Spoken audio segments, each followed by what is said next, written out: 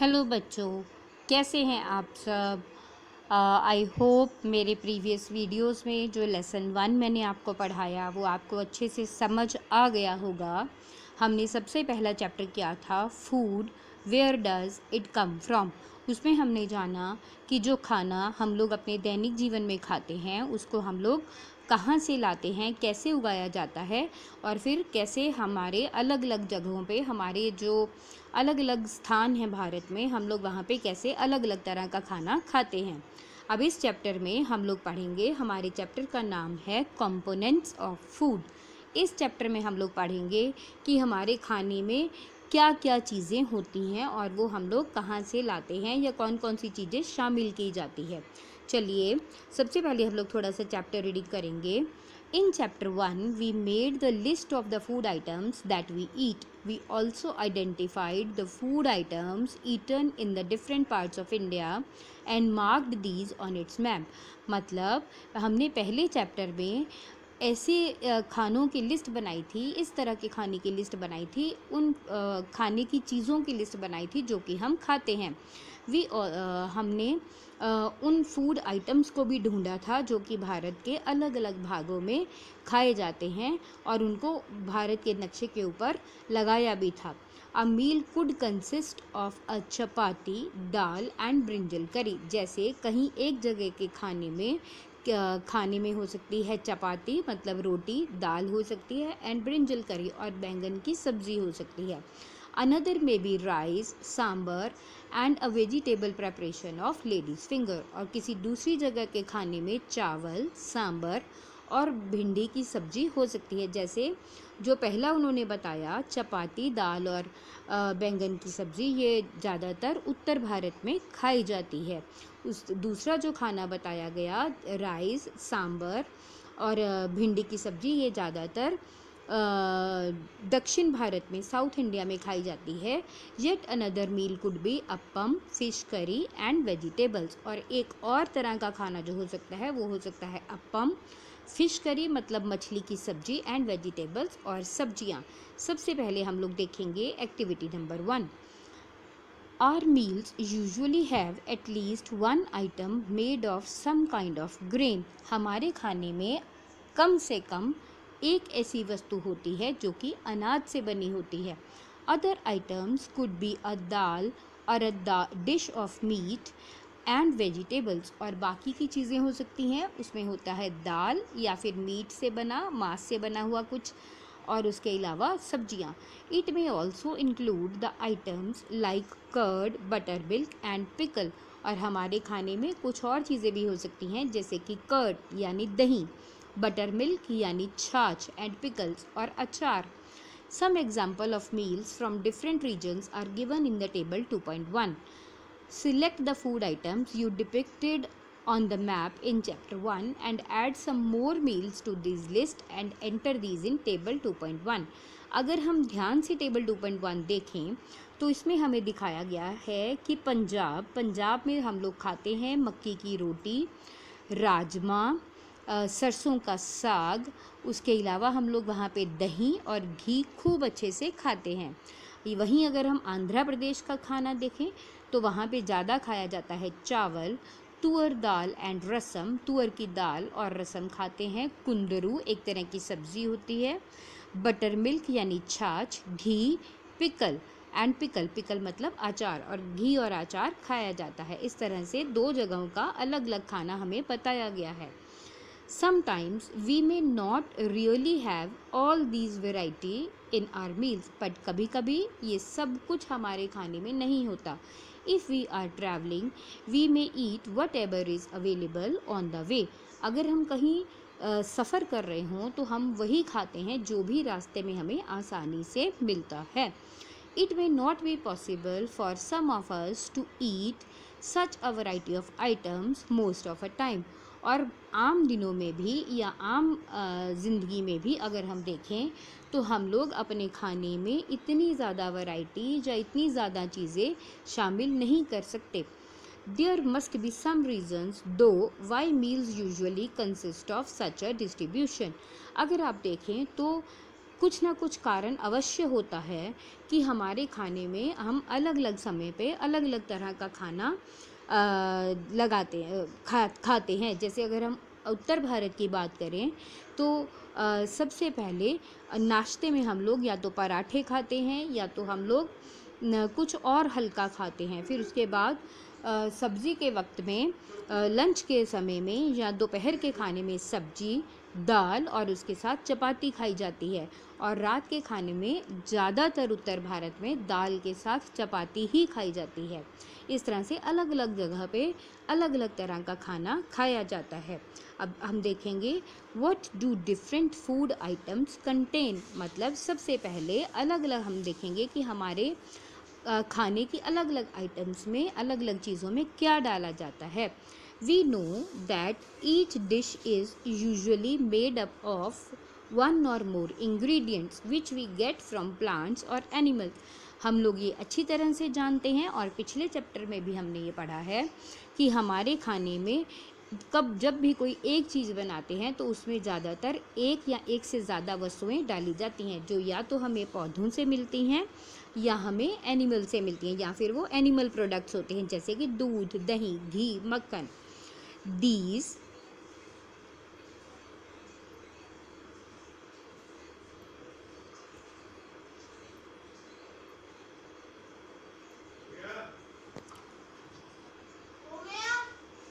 हमने ये पढ़ा, these ingredients contain some components that are needed by our body।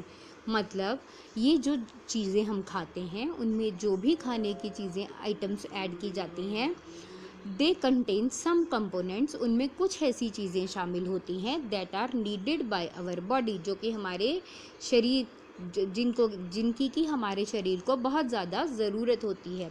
These components are called nutrients, मतलब इन components को, इन चीज़ों को न्यूट्रिएंट्स कहा जाता है। जैसे कि हमारे खाने में अगर फैट्स हैं, प्रोटीन्स हैं, विटामिन्स हैं, तो ये सब चीज़ें न्यूट्रिएंट्स हैं। और हम लोग पर्टिकुलर खाने में ये सब चीज़ें ऐड करते हैं, उसका रीज़न यही है कि हमारी बॉडी को इन चीज़ों की अलग अलग समय पे ज़रूरत रहती है।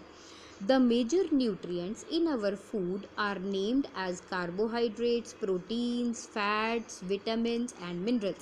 मतलब हमारे खाने में जो चीज़ें या ज़्यादा जो मेन न्यूट्रिएंट्स डाले जाते हैं उनको हम लोग किन नामों से जानते हैं? उनको हम बोलते हैं कार्बोहाइड्रेट्स, प्रोटीन्स, फैट्स, विटामिन्स और minerals. In addition, food items contain dietary fibers and water which are also needed by our body.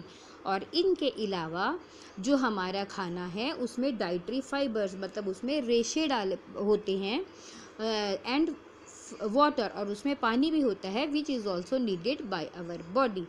Do all foods contain all these nutrients, क्या सभी खानों में ये सभी प्रकार के न्यूट्रिएंट्स होते हैं? बिल्कुल भी नहीं। With some simple methods we can test whether the cooked food or a raw ingredient contains one or more of these ingredients। मतलब कि हम कुछ छोटे छोटे टेस्ट के साथ ये ढूंढ सकते हैं कि जो हमारा पकाया गया खाना है या जो कच्चा खाना है जो हम खा रहे हैं उसमें इनमें से कौन सा न्यूट्रिएंट है, कौन सा पोषक तत्व है और कौन सा नहीं है। The test for presence of carbohydrates, proteins and fats are simpler to do as compared to the other test of nutrients। मतलब अगर हम देखें कि हमारे खाने में जो कार्बोहाइड्रेट्स, प्रोटीन्स या फैट्स की प्रेजेंस है उसका टेस्ट जो है वो कहीं आसान है उन टेस्ट के मुकाबले जो कि बाकी पोषक तत्वों को खोजते हैं। Let us do these tests and record all our observations। चलिए हम कुछ टेस्ट करते हैं और अपनी observations लिखेंगे। For carrying out these tests, you will need solutions of iodine, copper sulfate and caustic soda। अगर हम ये टेस्ट करना चाहेंगे तो हमें उसके लिए क्या चाहिए? आयोडीन चाहिए, कॉपर सल्फेट चाहिए और कास्टिक सोडा चाहिए। You will also need a few test tubes and a dropper। और आपको किन चीज़ों की ज़रूरत होगी? कुछ टेस्ट ट्यूब्स। टेस्ट ट्यूब्स क्या? कांच की बनी हुई नलियाँ जो कि हम प्रयोगशाला में प्रयोग करते हैं। एंड अ ड्रॉपर, और ड्रॉप से ड्रॉपर मीन्स एक ऐसी कांच की नली जिसके ऊपर रबड़ का खोल चढ़ा होता है और उससे हम किसी भी लिक्विड को एक ड्रॉप करके डाल सकते हैं या एक एक ड्रॉप बूंद करके डाल सकते हैं। Try these tests on the cooked food items as well as raw materials। अब आप ये जो टेस्ट हैं इनको आप कुक्ड फूड आइटम्स मतलब पकाए हुए भोजन और कच्चे खाने के ऊपर भी टेस्ट कर सकते हैं। Table 2.2 shows you a way to record the observations from these tests. Some food items are given in the table. You can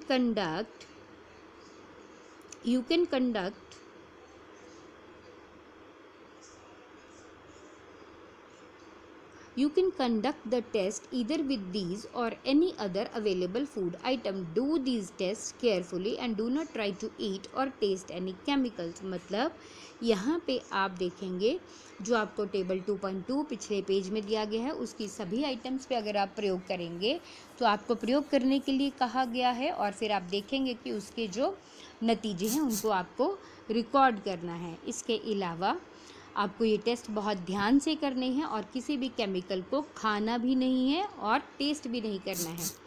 If the required solutions are not available in the ready-made form, your teacher can prepare them also। अगर आप चाहें, अगर ये आपको जो chemicals हैं वो नहीं अवेलेबल हैं तो आपकी टीचर भी उसको बनवा सकती हैं। Let us begin by testing the different food items to see if they contain carbohydrates। अब यहाँ से ये चैप्टर बहुत इंटरेस्टिंग हो जाएगा। सबसे पहले हम लोग यहाँ पे सीखेंगे कि हमें कैसे चेक करेंगे कि जो खाना हम खा रहे हैं उसमें कार्बोहाइड्रेट्स है या नहीं। There are many types of carbohydrates. Carbohydrate कई प्रकार के होते हैं। The main carbohydrate found in our food are in the form of starch and sugar. अगर हम ध्यान से देखें तो सबसे ज़्यादा जो कार्बोहाइड्रेट्स हैं हमारे खाने में वो स्टार्च और चीनी के रूप में पाए जाते हैं। We can easily test if the food item contains starch. अगर हम बहुत आसानी से ये देख पाएंगे कि हमारे खाने में स्टार्च है या नहीं। अब सबसे पहले देखिए टेस्ट फॉर स्टार्च। हम यहाँ पे टेस्ट करेंगे स्टार्च को लेकर कि हमारे खाने में स्टार्च है या नहीं। Take some quantity of the food item और अ रॉ इंग्रेडिएंट। कुछ भी आप किसी खाने की एक छोटा सा पोर्शन लें या फिर आप कुछ कच्चा लें, जैसे कोई कच्चा सलाद हुआ या फिर कोई और कच्ची सब्जी हुई। Put the 2-3 drops of dilute iodine solution on it. और उस पर आप आयोडीन सोल्यूशन के कुछ बूंदे डालें। Observe if there is any change in the colour of the food item. आप ध्यान से देखें कि आपके खाने में कहीं कोई चेंज है। Did it turn blue black. क्या वो ब्लू ब्लैक कलर के रंग का हुआ।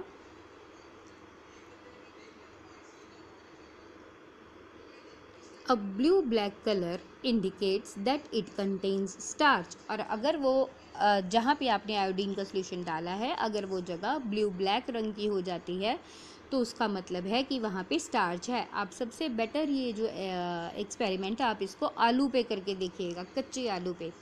Repeat this test with other food items to find out which of these contains starch। Enter all your observations in table 2.2। अगर आप देखेंगे तो ये सभी फूड आइटम्स पे करके देखिए जिस पे भी आप जब ये आयोडीन का सोल्यूशन डालेंगे अगर वो ब्लू ब्लैक हो जाता है इसका मतलब है कि आपके उस खाने में स्टार्च है। नंबर 2 में हम लोग ढूंढेंगे कि प्रोटीन कैसे टेस्ट करेंगे। Take the small quantity of food item for testing.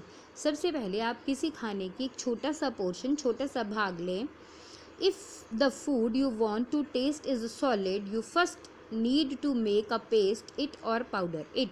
अगर जो खाना आप यहाँ टेस्ट के लिए लेने वाले हैं अगर तो वो सॉलिड है तो सबसे पहले आप उसको पेस्ट करेंगे ग्राइंड करके या फिर उसको पाउडर बना लेंगे। ग्राइंड और mash a small quantity of the food item. सबसे पहले आप उस फूड आइटम को ग्राइंड कर लें या फिर उसको मैश कर लें, अच्छे से मसल लें। Put some of this in a clean test tube. अब उसमें से कुछ आप उठाकर एक साफ़ सुथरी टेस्ट ट्यूब में डालें। Add 10 drops of water to it. उसमें 10 बूंदे पानी डालें। And shake the test tube. और उसके बाद आप टेस्ट ट्यूब को अच्छे से हिला दें। Now using a dropper, dropper देखिए अगर आप इस पिक्चर में ध्यान से देखें, ये जो काले रंग के ढक्कन वाला एक नली पकड़ी है उसने, उस लड़के ने अपने हाथ में, उसे बोलते हैं dropper. Now using a dropper add the 2 drops of solution of copper sulphate and 10 drops of solution of caustic soda to the test tube. अब सबसे पहले आप इसको हिलाते हुए एक ड्रॉपर की सहायता से इसमें 2 बूंद कॉपर सल्फेट और 10 बूंदे कास्टिक सोडा की डालें। Shake well and let the test tube stand for few minutes. अब उसे अच्छे से मिक्स करें और उसके बाद टेस्ट ट्यूब को खड़ी रूप में या खड़ा हुआ कुछ मिनटों तक रखें। व्हाट डिड यू सी, अब आप उसमें क्या देखेंगे? Did the contents of the test tube turn violet, क्या जो टेस्ट ट्यूब में जो चीज़ें पड़ी हैं वो वायलेट मतलब बैंगनी रंग की हो गई हैं। The violet colour indicates the presence of proteins in the food item. अब जो वायलेट कलर है, जो बैंगनी रंग है, वो खाने में प्रोटीन का होना दर्शाता है। Now you can repeat these test on other food items. अब आपको 2.2 में आपको अलग अलग दी गई हैं चीज़ें, आप इन पे ये टेस्ट कर सकते हैं। जैसे अगर हम रॉ पोटैटो मतलब कच्चे आलू पर टेस्ट करेंगे तो उसमें स्टार्च पाया जाता है, और अगर हम मिल्क पे टेस्ट करेंगे तो उसमें प्रोटीन पाया जाएगा। अगर हम मूंगफली ग्राउंडनट पे टेस्ट करेंगे तो उसमें फ़ैट को जानने के लिए कि क्योंकि उसमें तेल होता है तो फ़ैट की प्रेजेंस भी उसमें होती है। इस तरह से हम अलग अलग आइटम्स को चेक करके देख सकते हैं। अभी तक हमने पढ़ा कि हम कार्बोहाइड्रेट्स स्टार्च का टेस्ट कैसे कर सकते हैं और प्रोटीन का टेस्ट कैसे कर सकते हैं। अब हम देखेंगे टेस्ट ऑफ फैट्स कि हम फैट्स के लिए टेस्ट कैसे कर सकते हैं। सबसे पहले देखिए, take a small quantity of food item. फिर वही बात है, किसी खाने का एक छोटा सा भाग लें। Wrap it in a piece of paper and crush it. उसे एक कागज़ के टुकड़े में रखें एंड क्रश इट, और उसे अच्छे से मसल लें। Take care that the paper does not tear. अब इतना ध्यान रखें कि आपका जो कागज़ है वो फटे नहीं। Now straighten the paper. अब उस पेपर को, कागज़ को सीधा करें एंड ऑब्जर्व इट केयरफुली। अब उसे ध्यान से देखें। Does it have a oily patch, क्या उसमें कुछ तेल वाला लगा हुआ है। Hold the paper against the light. आप पेपर को लाइट के सामने, मतलब जहाँ बल्ब जग रहा है उसके सामने करके देखें। Are you able to see the light faintly through this patch. क्या आप उस तेल लगे पैच में से लाइट को, धीमी लाइट को देख पा रहे हैं। An oily patch on the paper shows that the food item contains fat.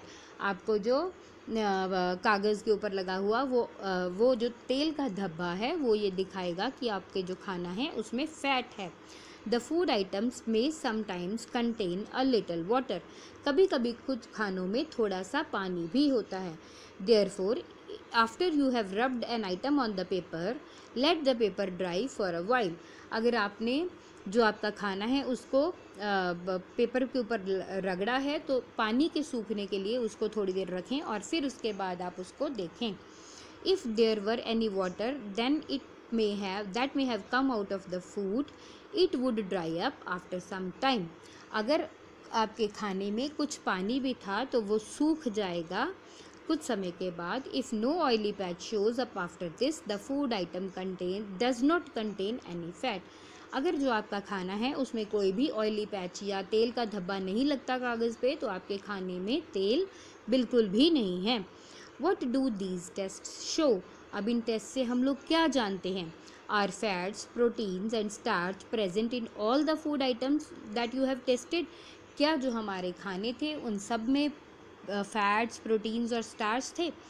Does the food item contain more than one nutrient? क्या किसी एक खाने में एक से ज़्यादा पोषक तत्व भी हो सकते हैं? Do you find any food item that does not contain any of these nutrients? क्या आपको कोई ऐसा भी खाना मिला जिसमें कुछ भी पोषक तत्व ना हो? We tested the food items for 3 nutrients। ज़्यादातर अभी तक हमने जो टेस्ट किए हैं, हमने सिर्फ 3 टेस्ट किए, कार्बोहाइड्रेट का, प्रोटीन का और फैट का।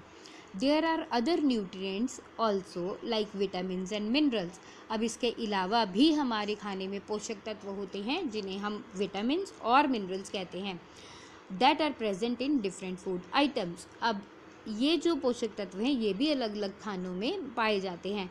Y do we need all these nutrients. अब सबसे पहले हम लोग ये खोजते हैं कि हमें अपने खाने में ये पोषक तत्व क्यों चाहिए। अब है हमारा 2.2 point, what do various nutrients do for our body। मतलब सबसे पहले हम ये जानें कि ये जो पोषक तत्व हैं ये हमारे शरीर में क्यों लाभदायक हैं या हमें क्यों चाहिए। Carbohydrates mainly provide energy to our body.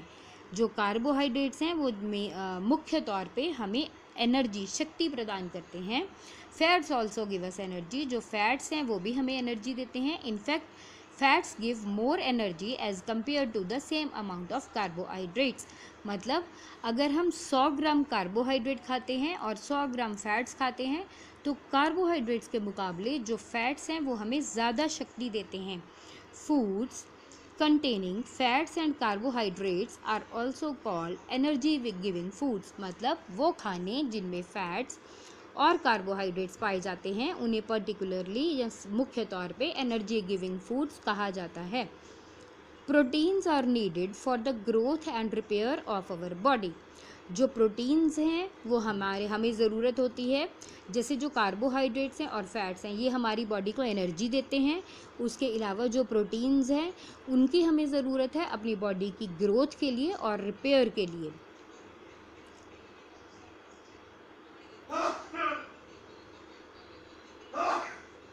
The foods containing the proteins are called body building foods. वो खाने जिनमें प्रोटीन पाए जाते हैं उनको अक्सर हम बॉडी बिल्डिंग फूड बोलते हैं।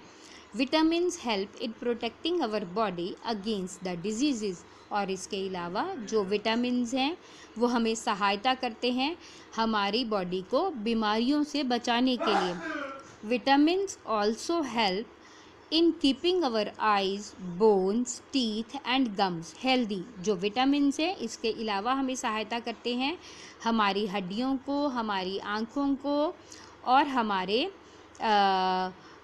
जो दांत हैं, जो हमारे गम्स हैं उनको मजबूत रखने में।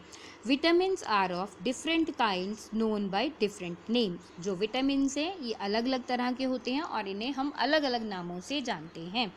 Some of these vitamins are vitamin A, vitamin C, vitamin D, vitamin E and vitamin K। और इनमें से कुछ विटामिन्स हैं vitamin A, C, D, E और K। There is also a group of vitamins called vitamin B complex। इसके अलावा भी एक विटामिन्स का ग्रुप होता है जिसे हम विटामिन B complex कहते हैं। Our body need all types of vitamins in small quantities। मतलब जो हमारा शरीर है इसे ये सभी जो विटामिन्स हैं थोड़ी थोड़ी मात्रा में चाहिए। जैसे अब हर विटामिन का अपना एक काम है। कौन सा विटामिन क्या करता है? Vitamin A keeps our body, skin and eyes healthy. Vitamin जो ए है वो हमारी त्वचा और हमारी आँखों को हेल्दी रखता है। Vitamin C helps the body to fight against many disease. जो विटामिन सी है वो हमारी बॉडी को अलग अलग बीमारियों से लड़ने में सहायता करता है। Vitamin D help our body to use calcium for bones and teeth. जो विटामिन डी है वो हमारे शरीर को सहायता करता है कैल्शियम को बांधे रखने में ताकि हमारी जो हड्डियां मजबूत रहें और हमारे दांत मजबूत रहें। Foods that are rich in different vitamins are shown in figure 2.6 to 2.9। अब अलग अलग तरह के जो खाने हैं वो हमारे अलग अलग चीज़ों में जो रिच हैं वो दिखाए गए हैं। जैसे कि 2.6 में अगर हम देखें some sources of vitamin A. Vitamin A हमें मिलता है गाजर से, आम से, पपीते से, फ़िश ऑयल से या दूध से। इसी तरह से विटामिन बी हमें मिलेगा चावल से और गेहूं से। इसके अलावा विटामिन सी जो है वो खट्टे पदार्थों से मिलता है ज़्यादातर, जैसे कि टमाटर हुआ, संतरा हुआ, आंवला हुआ, नींबू हुआ, हरी मिर्ची हुई या फिर अमरूद हुआ। इसी तरह से जो विटामिन डी है उसके अच्छे सोर्स हैं मछली हुई, अंडे हुए, दूध हुआ, मक्खन हुआ। तो इन सब चीज़ों से हमें विटामिन डी मिलता है। तो इस तरह से अब आगे हम देखेंगे minerals. Minerals are needed by our body in small amounts. अब जो मिनरल्स हैं वो हमारे शरीर को थोड़ी मात्रा में चाहिए होते हैं। Each one is essential for the proper growth of body and to maintain good health. अब ये जो मिनरल्स हैं ये हमारे लिए बहुत ज़रूरी हैं ताकि हमारी ग्रोथ को मेंटेन करें and to maintain good health. Some sources of different minerals are shown in figure. अभी तक आज के लेक्चर में हम लोग सिर्फ यहीं तक करेंगे, अब बाकी का नेक्स्ट लेक्चर में। आई होप आप समझे, आपको बहुत अच्छे से क्लियर हो रहे हैं points. So keep liking and subscribing my channel and keep watching for your growth. Thank you.